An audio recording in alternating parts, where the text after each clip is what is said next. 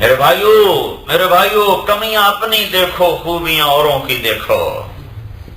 میں نے بتا رہا تھا نمازی بھی دو دیکھے اور غیبت سے بچنے والے بھی دو ہی دیکھے۔ مولانا سعید خان صاحب کو دیکھا نماز پڑھتے ہوئے، یا مفتی زین العابدین رحمت اللہ علیہما کو دیکھا نماز پڑھتے ہوئے۔ آج تک نمازی کوئی نہیں دیکھا جس کے پاس وہ 5ویں درجے کی نماز ہو۔ میں 12-13 سال مولانا سعید خان صاحب کے ساتھ رہا اور ان کی موت پر بھی اللہ نے مجھے پہنچا دیا۔ عمرے پہ چلا گیا چند دن پہلے، وہ بالکل سکرات میں تھے۔ میرا بھائی میرے ساتھ اور ڈاکٹر نے دیکھتے ہی کہا یہ 2-4 دن کے مہمان ہیں۔ اب وہاں چپ بیٹھے ہوئے، اتنے میں اذان ہوئی تو ان کے نواسے نے کان مار آ کر کہا نماز۔ یہ کہنا تھا کہ ایک دم اٹھے جیسے کوئی جوان اٹھتا ہے۔ میرا بھائی تو ڈاکٹر ہے نا، وہ ایسے اس کا منہ ہے یہ کیا ہو گیا، یہ کیا ہو گیا؟ وہ اپنی میڈیکل کے لحاظ سے کہہ رہا ہے یہ کیا ہو گیا، یہ تو ناممکن ہے، یہ نہیں ہو سکتا، یہ کوئی اور چکر ہے۔ اٹھے جیسے جوان اٹھتا ہے، ٹوائلٹ گئے، نماز وضو کیا، آئے ہمارے ساتھ ساتھ نماز میں شریک ہوئے، ایسے نماز پڑھی جیسے ایک نوجوان پڑھتا ہے۔ واپس آ کر کمرے میں جو ہی لٹایا تو پھر موت والی کیفیت طاری ہو گئی۔ یہ میں آنکھوں سے دیکھ کے بتا رہا ہوں۔ تو بھائیو ذکر کرنے والے بڑے دیکھے، سال لگانے والے بڑے دیکھے، پڑھنے والے بڑے دیکھے، خود پڑھ کے اپنی جان کو ہلکان کیا، پر غیبت سے بچنے والے کوئی نہیں دیکھے۔ تبصرے، تنقیدیں، غیبت۔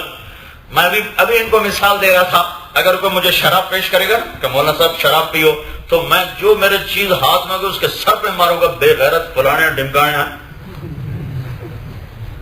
اور اگر وہ میرے ساتھ بیٹھ کے غیبت کرے گا تو میں بھی ہاں بالکل ٹھیک ہے، بالکل ٹھیک ہے۔ اگر میں شراب پی لیتا تو یہ چھوٹا گناہ تھا، ہے وہ بھی کبیرہ، یہ چھوٹا ہے۔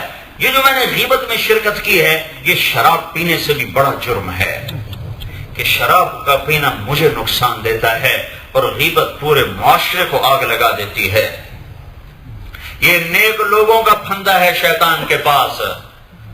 ہاں، مدرسے والوں کو پھنساتا ہے اس میں، تبلیغ والوں کو اور ذکر والوں کو اور تقریر والوں کو اور راتوں کو تہجد پڑھنے والوں کو اور ہر سال حج عمرے کرنے والوں کو، اور سب کو تو اس نے اور چیزوں میں بھی پھنسایا ہوا ہے، اور اسے پتہ ہے یہ ان کو میں زنا کی دعوت دوں گا تو یہ نہیں اس کے چکر میں ہے، لہذا اس نے ان کو یہاں پھنسا دیا ہے۔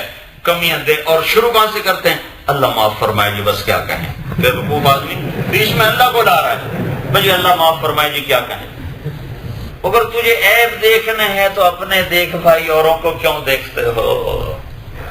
اور میرے ذمہ تو اوروں کی خوبیاں دیکھنا ہے اور اپنے عیب دیکھنا ہے۔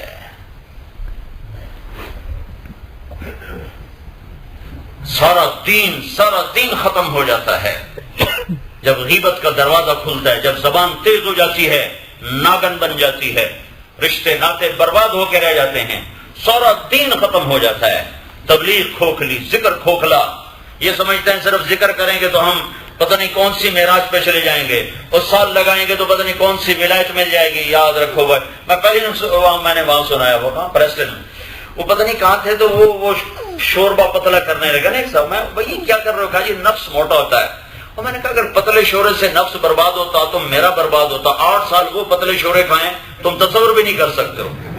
شورے پتلے کرنے سے نفس نہیں مرتا، نفس کو مارنا ہے تو غیبت چھوڑو، نفس کو مارنا ہے تو اوروں کی برائی بیان کرنا چھوڑو، نفس کو مارنا ہے تو اوروں کی خوبیاں دیکھو، اپنی کمیاں دیکھو، نفس کو مارنا ہے تو غصہ پینا سیکھو، نفس کو مارنا ہے تو بچھ جانا تواضع سیکھو، ایسا مرے گا کہ موت تک نہ اٹھ سکے گا۔ پتلے شوربے کھانے سے بھی کبھی نفس مرا اور موٹا ہوتا ہے۔ ہم بڑے بزرگ لوگ ہیں، ہم تو پانی پہ گزارا کر لیتے اور الٹا اس کو کر دیتے۔ رائمنڈ کے بیت الخلاء صاف کر کر کر آج بھی میرے ناخنوں میں اس کی بدبو ہے۔ ہاں بھائیو، یہ زبان بڑی ناگن ہے، اسے روک لو ورنہ سارا دین برباد ہو جائے گا۔ ہر چیز پہ آگ لگ جاتی ہے۔ یہ پیٹرول ہے، پیٹرول جو بڑی جلدی آگ پکڑتا ہے، ہر چیز کو جلا کے راکھ کر دیتا ہے۔ اپنے اخلاق بناؤ، ماں باپ زندہ ہیں ان کی دعا لے لو، دعا لے لو، دعا لے لو۔ میرے نبی نے کہا کاش میرے ماں باپ زندہ ہوتے تو میں بھی ان کی خدمت کرتا۔ کوئی مقام پیچھے ہے اللہ کے بعد کوئی ہے؟ اور کوئی اللہ کے بعد کوئی اور ہے؟ کوئی نظر آتا ہے؟ وہ کیا کہہ رہے ہیں؟ کاش میرے ماں باپ ہوتے میں ان کی خدمت کرتا، اور نہیں تو میری ماں تو ہوتی۔ ماں کیوں کہا؟ کہ دیکھا ہوا ہے، 6 سال ساتھ گزارے ہیں۔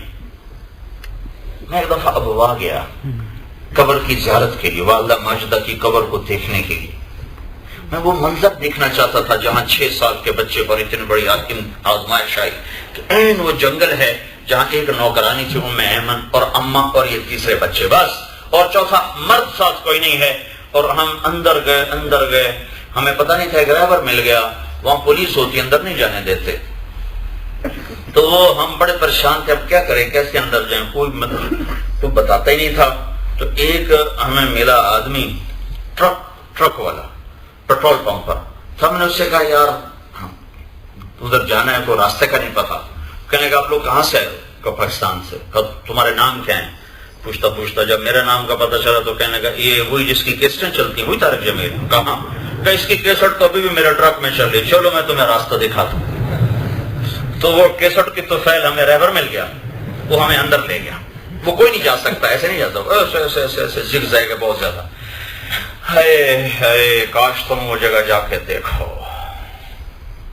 6 برس کا معصوم بچہ، پہلی موت ہے، کبھی کسی کو مرتے نہیں دیکھا، اور مرتا بھی ماں کو دیکھ رہا ہے۔ وہاں ویسے ماں کی کندھے کے ساتھ لگے ہوئے، اور ماں کی آنکھ کھلتی، پھر موت کا درد آنکھیں بند کرتا، پھر کھلتی پھر بند کرتا۔ وہ چھوٹے چھوٹے پہاڑ ہیں، کالے سیاہ اور کانٹے دار چھوٹے چھوٹے درخت ہیں، اور پتھر ایسے ہیں جیسے کانٹے ہوتے ہیں، ایسے چاروں طرف انسان کا آج بھی کوئی نشان نہیں۔ 1400 سال پہلے وہاں کیا حال ہوگا؟ اور ماں کی عمر ٹوٹل 24 سال کے 26 سال ٹوٹل۔ جب جس عمر میں لڑکیوں کی شادیاں ہوتی ہیں اس عمر میں میرے نبی کی ماں اللہ کے پاس جا رہی ہے، باپ دیکھا نہیں، ماں سب کچھ آسرا سہارا ہے۔ اور 6 برس کی عمر میں جنگل، نہ مدینے میں موت آئی کہ رشتہ دار سنبھالتے، نہ مکے میں موت آئی کہ دادے چاچے سنبھالتے، بیچ جنگل میں جب آنکھیں بند ہوئی ہیں تو اماں آمنہ نے کہا میں تو جا رہی ہوں، پر ایک ایسا بچہ چھوڑ کے جا رہی ہوں جو ساری دنیا کو روشن کرے گا۔ تب ان کی آنکھ بند ہوئی ہے تو ہمارے نبی اماں کے سینے پر گر گئے ہیں، اب روئے ہیں جیسا بچہ روتا ہے۔ پھر پتہ نہیں کس نے قبر کھودی، یہ مجھے آج تک اس سوال کا جواب نہیں ملا۔ اپنے زور کے مطابق کو میں نے سیرت کی بہت سی کتابیں دیکھی، مجھے یہ نہیں جواب ملا کہ کون قبر کھودنے آیا تھا۔ وہ تو پتھر ہیں، کسی مردوں نے کھودی ہوگی۔ بہرحال جب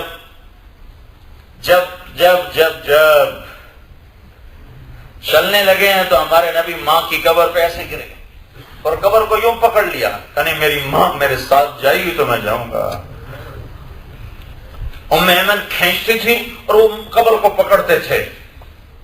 6 برس 6 سال، اب مکے تک آنسو بارش کی طرح، تمہارے انگلینڈ کی بارش کی طرح رکے بغیر پورا سفر۔ وہ درد سینے میں ہے، آپ نے کہا ہائے، اور نہیں تو میری ماں تو ہوتی، میں اس کی خدمت کرتا۔ میں عشاء کی نماز کے لیے مصلی پہ کھڑا ہو کے ہاتھ باندھ چکا ہوتا اور سورۃ فاتحہ شروع کر چکا ہوتا۔ کمپیوٹر نہیں چلا رہا ہوں کہ اماں نے بلایا اور اماں کو جاڑ دیا میں کمپیوٹر پہ بیٹھا ہوں کیا بولتی ہے۔ میرا نبی ہے، نبی 2 جہان کا سردار ہے، اس کی تعریف میں نہیں کر سکتا ہوں۔ وہ یہ کہہ رہا ہے کہ میں مصلی پہ ہوں، مصلی پر، اور میں لوگوں کو عشاء پڑھا رہا ہوں فرض، اور ادھر سے دروازہ کھلے اور میری ماں منہ نکال کر کہے محمد، تو میں نماز توڑ کے کہوں جی میری اماں، لبیک میری اماں۔ یہ سب کچھ میرے نبی نے اس لیے کیا اور بتایا کہ یہ امت ماں باپ کو بہت ذلیل کرنے والی تھی۔ اس لیے میرے نبی نے یہ نہیں کہا کہ قیامت اس وقت آئے گی جب دنیا میں کفر پھیل جائے گا۔ میرے نبی سے پوچھا گیا قیامت کب آئے گی؟ آپ نے کہا اللہ کو پتا۔ کا نشانی کیا ہے؟ آپ نے کہا جب اولادیں ماں کو ذلیل کر دیں۔